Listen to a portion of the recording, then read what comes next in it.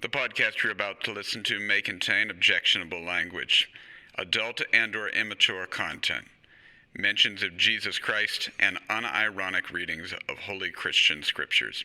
If any of this is likely to offend you in a manner that you find less than enjoyable, maybe don't listen.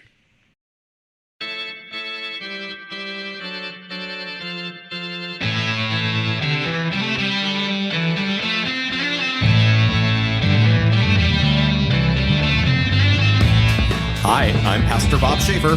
And I'm Pastor Eric Damon. Thanks for joining us.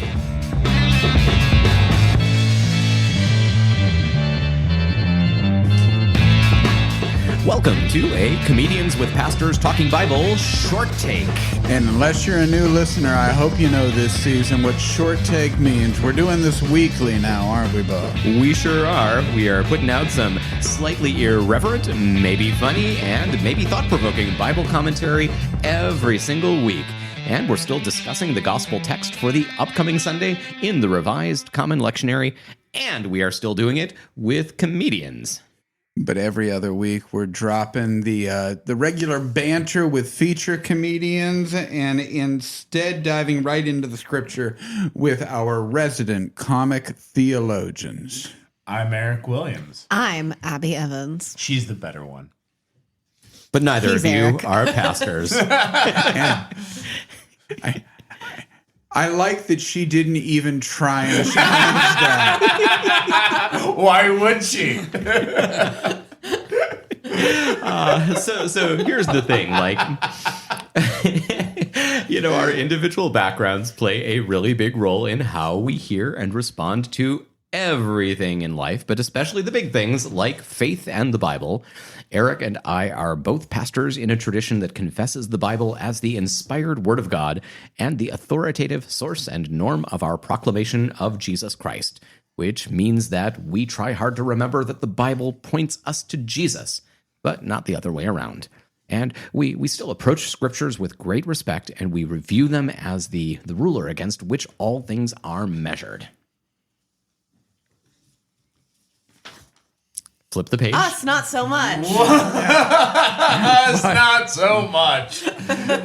But you have both been respectful and insightful and, more importantly, funny when we've spoken to you. So thank you for joining us this entire season as regular contributors. Thank Very you. welcome. Thank you. And what are we talking about this week, Bob? We are talking about the Transfiguration of our Lord. That's on March 2nd, 2025. And our gospel text is from the Gospel of Luke, chapter 9. And there's like some optional stuff in brackets here.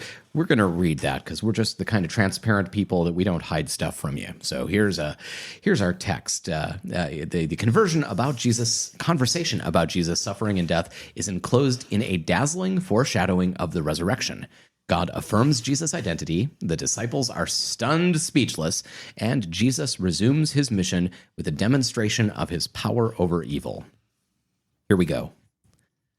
Now, about 8 days after these sayings, Jesus took with him Peter and John and James and went up on the mountain to pray.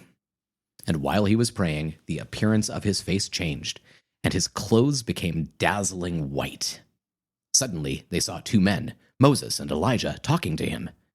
They appeared in glory and were speaking of his departure, which he was about to accomplish at Jerusalem.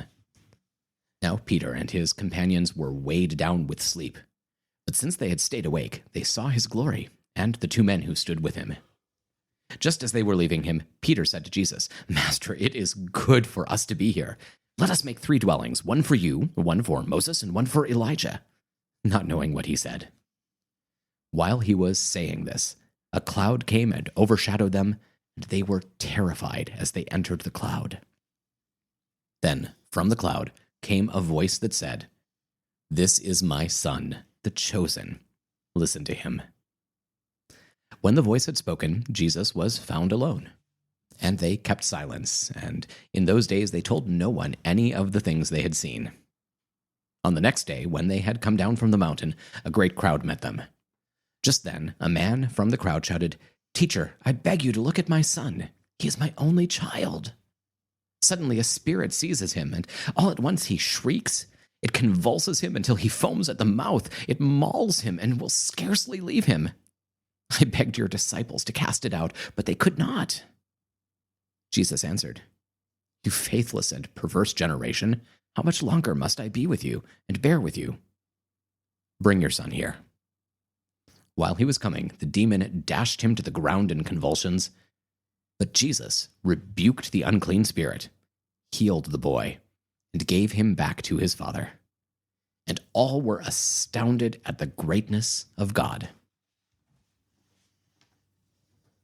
Every now and then I am confused by what the lectionary committee, the people who assigned these readings, is doing. And this is one of those cases. What is in the brackets, what happens on the next day, I do not understand why we would choose to include this as the same reading. It's kind of either you are preaching on what Jesus is doing with this child, or you're preaching on the Transfiguration.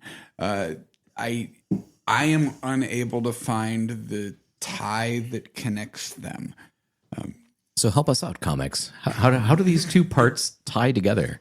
I mean, are they just like completely schizophrenic pieces here that do not hold, or is there something here that brings them together?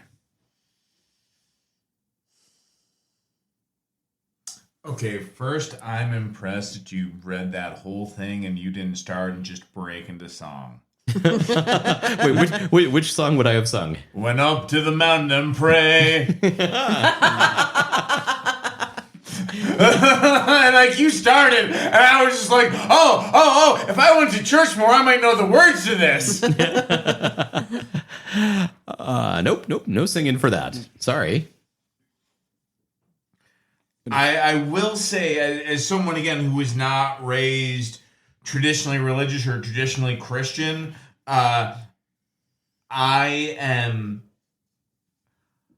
didn't realize that God showing up as a cloud and just yelling at people was canon. Yeah. Like, yeah, he's just like, hey, I'm a cloud. Here's what's up. Peace.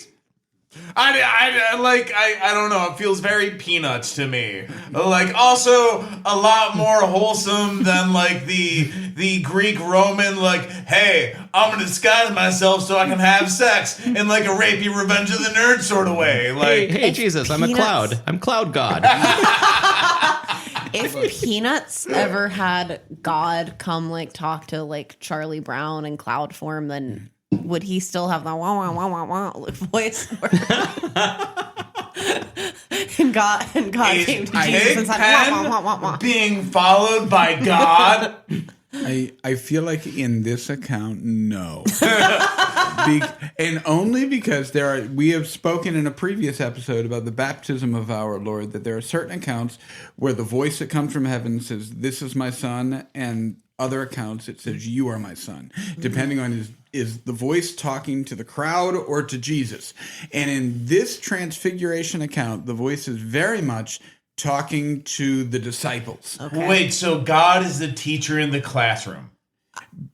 But unless am I mistaken? Isn't in Peanuts? Am I wrong here? the wah is the teacher. Yeah. Okay, Really, I thought there was one any of the adult. adults. Any of the adults. Yeah. All Isn't the there adults. one adult that they No. can hear? Yeah, I like think- it happens once or twice in like one of the Yes. specials. I think So that, that's like, God. That's God.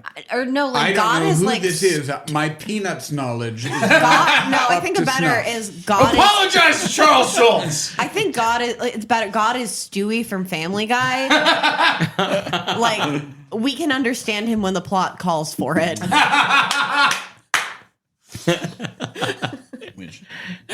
So we have made zero progress on No, seeing how okay, these two parts connect. But I mean, I don't know if they need to. I mean, I really Yeah? I mean, we hold the scriptures to be authoritative. We don't hold the lectionary committee to be authoritative. Every now and then, I find it interesting to find out where their minds might have been to tie them. But it doesn't necessarily mean that we have to agree with them that these two things tie together. Okay, so on like a meaningful level, I'm not sure that I have anything. Yeah, But I will say, in a simple like just like, oh, here's how a dumb person would describe this, and I'm a dumb person sort of way. Like, I'm like, oh, it's a story about God showing up as a cloud and being like, here's what's up. And then Jesus performs an exorcism. Look, the magic of Jesus, episode 3 and 4. So I'm going to come clean here. A lot of the times when I come into these things and we finish the reading, like right off the bat, I got nothing. But as we keep talking, I eventually come up with something. This is one of those times. The concept of Bible study. Oh, man, I feel like you've set us up now that you're going to hit us with something brilliant. Oh! Oh, geez, I just squashed it. So, like, one time a friend came to my comedy show and, like, afterwards she was like, you know, I thought it was really funny, but, like, I didn't understand how, like, you went from this one thing to this other thing. And I'm like, I didn't. Those are two totally separate jokes. And she was like, oh, well, I didn't like that. I feel like this is it. Fair enough.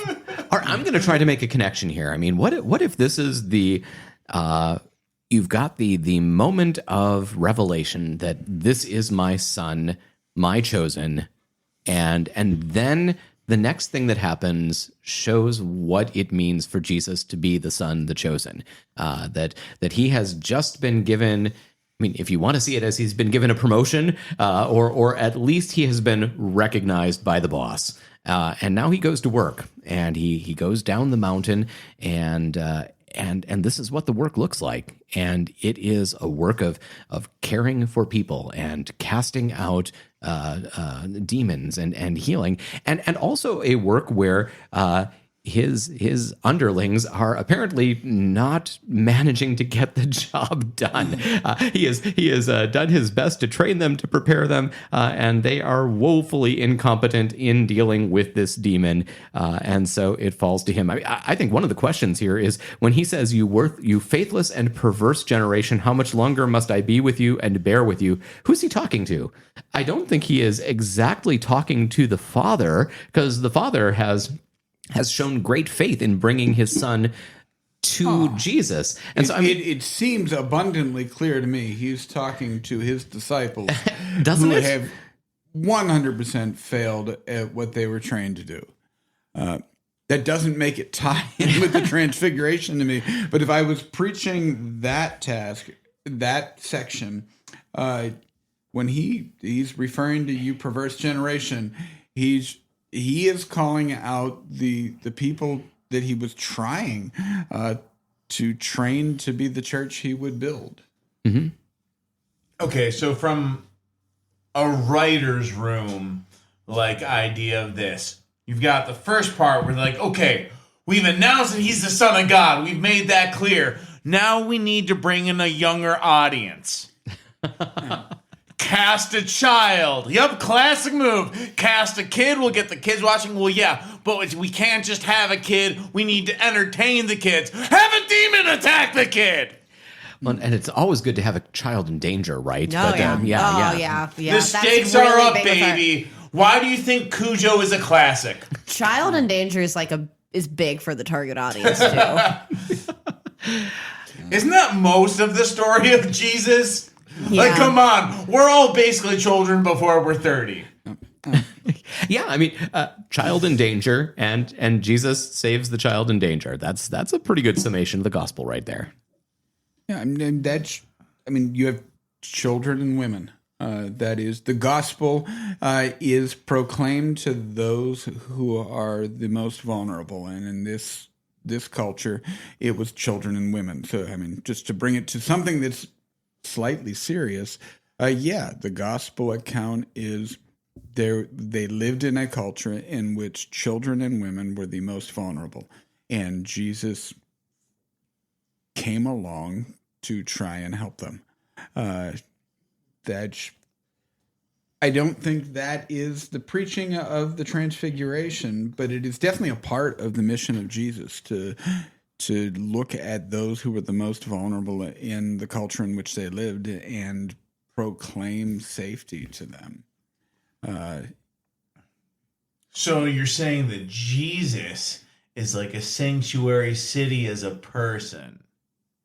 Yeah, it's actually like kind of where the term sanctuary comes from.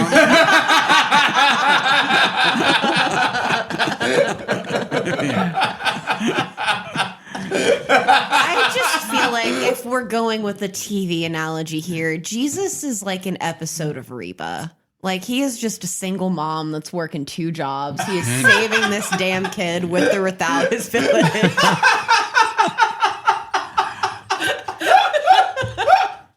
Eric's face, which the listeners cannot hear. What you see me is actually wrestle with a way to take that and turn it into a sermon on carving out rest in a busy life. I mean, Jesus is going straight from, I have to let these disciples see me as God.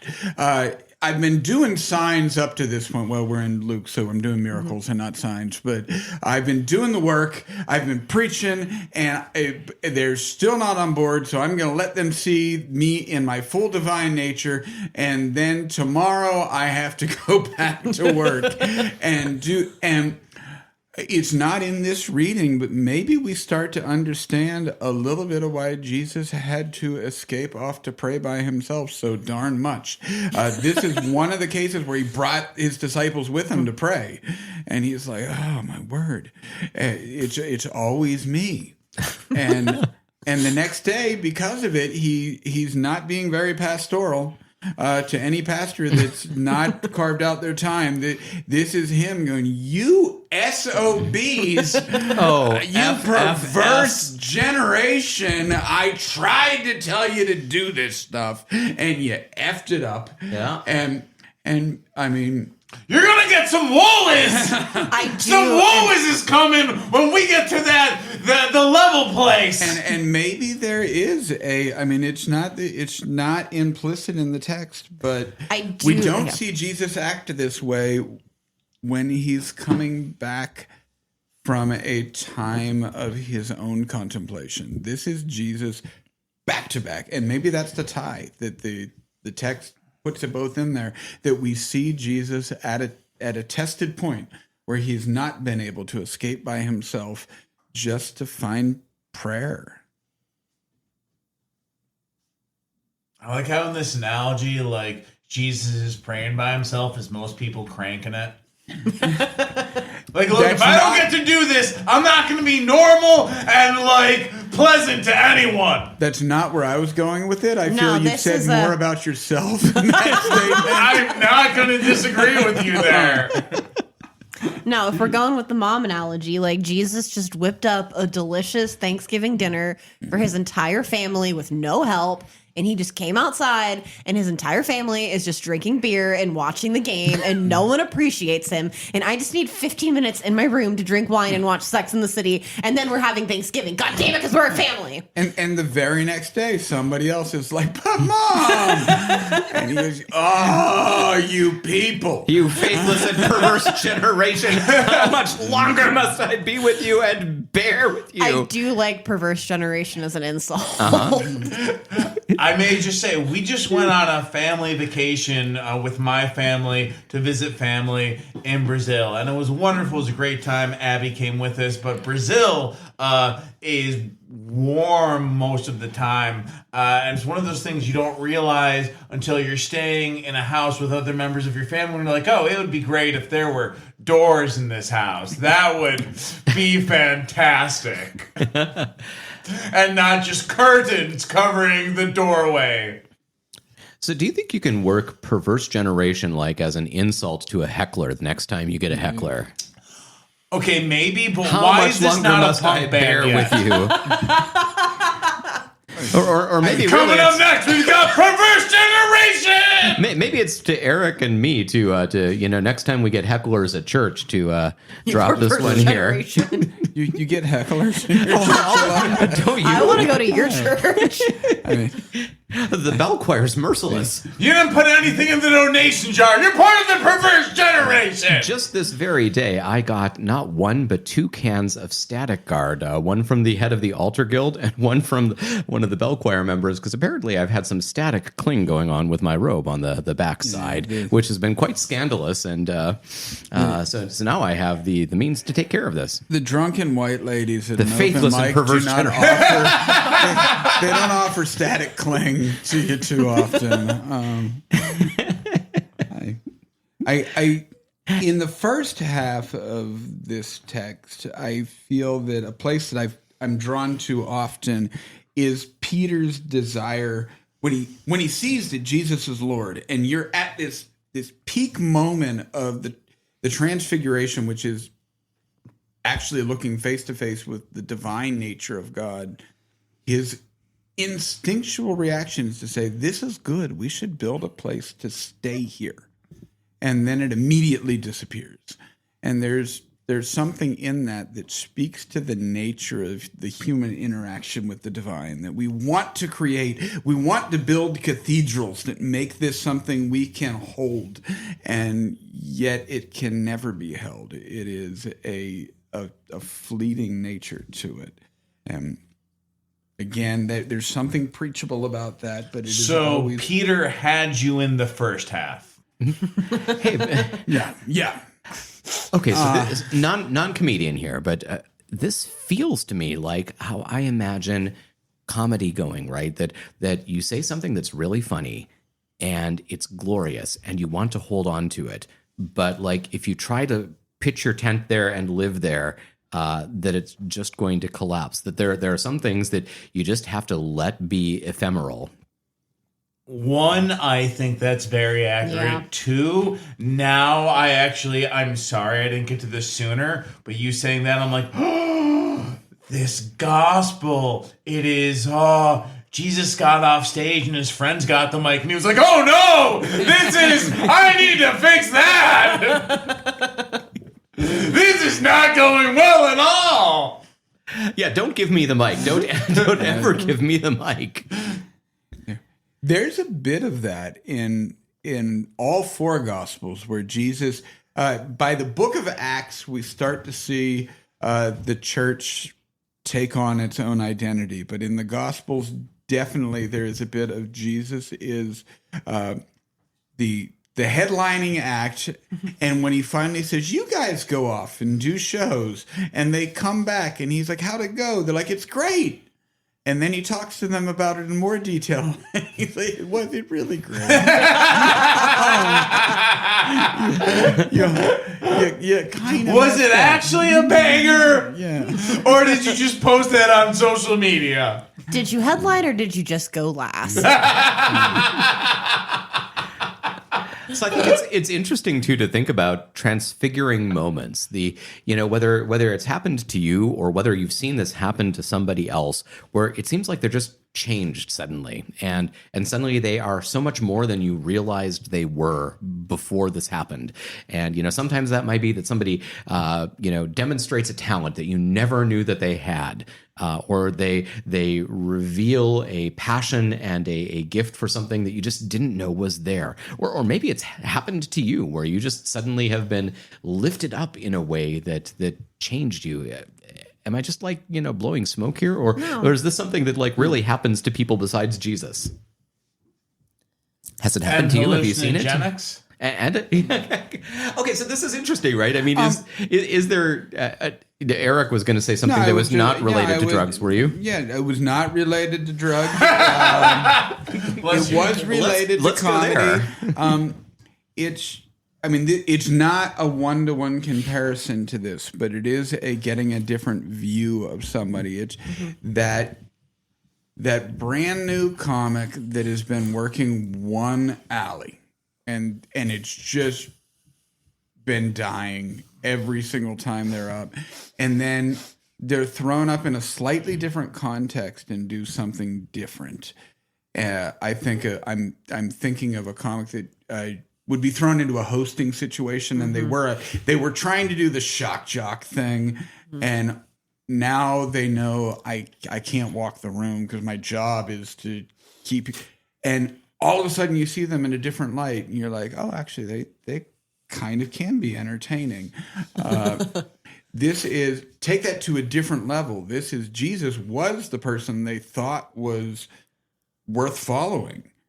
And now they're, all of a sudden they see him in his full glory. I mean, there's a revelation of who he is to them here that is different from what, I mean, before this, he was a great man to follow. Now he's God. All right, this might be heretical, but bear with me. Everything here. I say is heretical. What if Peter and James and John were transfigured too, but they just weren't able to see it? What if they appeared and Jesus sees them and they are lifted up and elevated in this moment too? I don't know. It's not. Before we started recording, I said I wish I had a better grasp on the Eastern take of the Transfiguration, because Theosis. the deification of the people who are in the presence of God when this happens is a very Eastern concept. I do not have enough theological underpinning of to go into more detail, but there is in the Eastern Church, there's room to explore into that. And I think being in that, it resonates with me. Being in the presence with divinity would have to rub off on me. I just like the idea that they were all transfigured, but Jesus was like, I ain't gonna say shit. So, I mean, we see some of this like in stories of Moses and his encounter with God, that he goes in and every time he speaks to God, he comes out and his face is shining, and or depending on the translation, he's grown horns, and like horns are this sign of mystical power and authority. But like he has to hide his face from the people because his encounter with God has changed him in a way that like shows, and he's kind of unnatural and scary. And in order for them to relate to him, he's got to hide the way he's been changed. God has, like Eric said, rubbed off on him. And I think that's really kind of fascinating, the idea that the more time you spend in the presence and company of God, and maybe of the saints too, that this is how we become better, is that it rubs off on us. Like when you used to handle newspaper, back when you'd get the ink from the newsprint all over your fingers, and especially if you were happened to be a little blob of silly putty and you just pick that right up. So rubs off on us isn't a phrase they don't teach pastors not to say. No. Masturbation. It's amazing how often this And podcast so it comes masturbates right on back us. down to that. Masturbation is to Eric what orcas are to me. I will just find a way to bring them up, whether it is relevant or not. But to your point, Bob, Let's just not bring those two special interests together. We don't assume that's where the congregation's head is. We can say Jesus came into the room. And we figure that they just think we're talking about Jesus entering the room. That's Okay, This is the episode where the bishop is going to call. who named their pussy the room?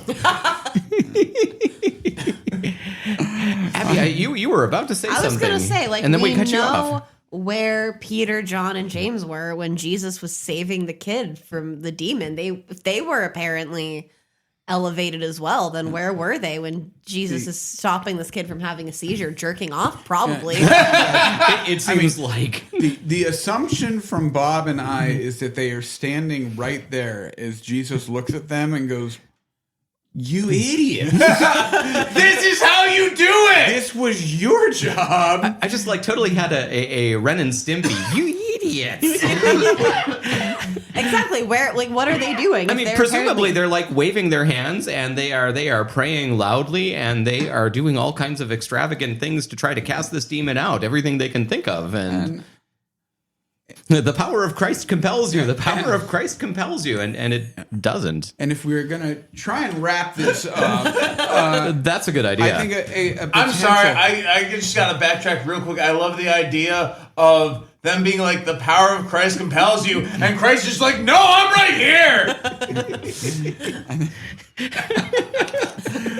Man, it's really going to take a miracle to save this kid. And this podcast. Back to my original question, a tie-in between the two, there's potential good news to our people, is that even being in the presence of God, most of the people in our pews have memories of times that they think stands in as I've known the holiness. You don't commit yourself to a community of faith for decades unless you've had that experience. And yet, even these disciples who were in the presence of God messed it up gloriously. And Jesus still came in and did the job in the end. And there's something to the acknowledgement that your memory of the holy spaces is valid. Your screw up is equally valid. And Jesus coming in and saving the day is also valid. These are experiences of faith, all of them, through and through. And I'd be content preaching something along those lines this Sunday. And all were astounded at the greatness of God. Hey, let's leave it there, guys. Yeah. Thanks for being with us today, both of you. Anything you got coming up that you want to plug? Not around March 2nd. But follow me on, I'm sure I'll have something pop up between now and then. So follow me on Instagram @It's Abby E. I'm Eric Williams, comical edubs on Instagram. Check me out whenever I'm available. Great. Well, it's that time for me to thank you all who are still listening. Look, if we offended you, we're so sorry. Yeah, if you totally listened to this long, you're into being offended. Why did you do that? Why did you do that? Make better choices, like subscribing to CPTV wherever you get your podcast, sharing it with all the good people that you think might like us. Share it with anybody you encounter. We need the listeners. Please pass us along and come back next week because we're going to have some featured comics that we get to know and see how they approach the gospel text. Until then, may the Holy Spirit do her thing in your life.